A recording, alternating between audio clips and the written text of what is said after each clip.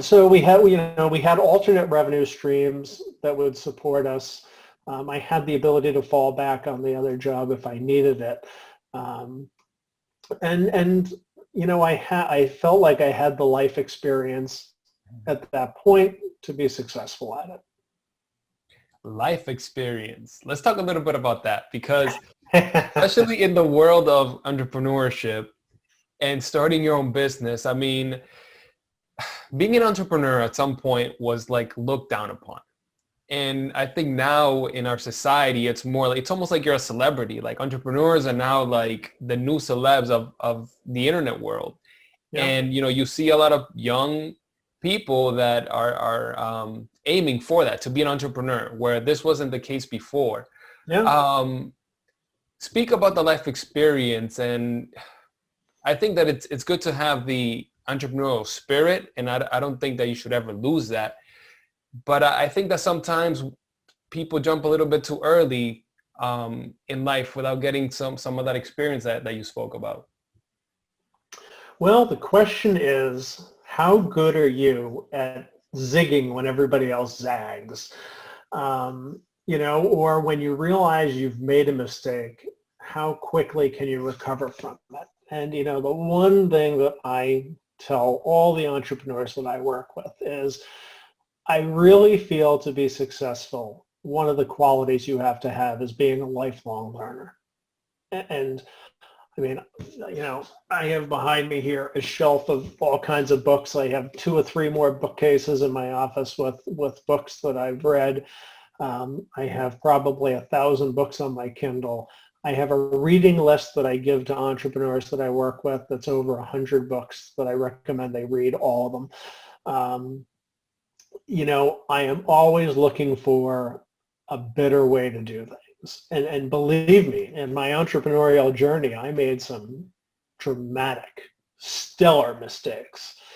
I pissed off my staff to the point almost everybody walked out one day, and I was there left with all these clients that needed to be serviced and almost nobody left to do it.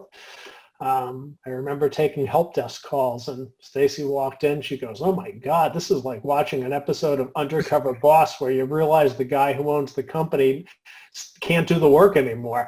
It was very humbling. I had to change the way that I communicated with people. I had to change my ideas on effective management. That's just the culture side of things, which I'll tell you right now, the technology is the easy part. Running a technology business, you find engineers, they fix stuff, but managing engineers and managing all the different personality types in the technology business, or any company for that matter, that I think is the area that people gravely underestimate. And that was the most painful learning process for me. But looking back now, it's also the most rewarding that I was able to overcome it. And I was able to, and hopefully I think I'm a little bit better person because of it.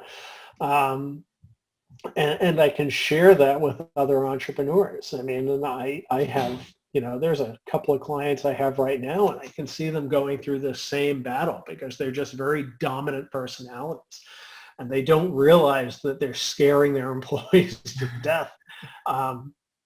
And I'm trying to explain to them, you got to be the kinder, gentler dictator here.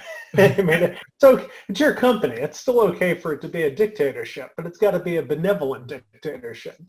And that's a hard lesson to learn. It certainly was for me. But luckily, I had, like I say, I had a lot of good people around me. I had a few key people that stuck around and helped me get through it. I had some great advisors. I had a peer group of other business owners that supported me through it. And having those support systems is absolutely critical to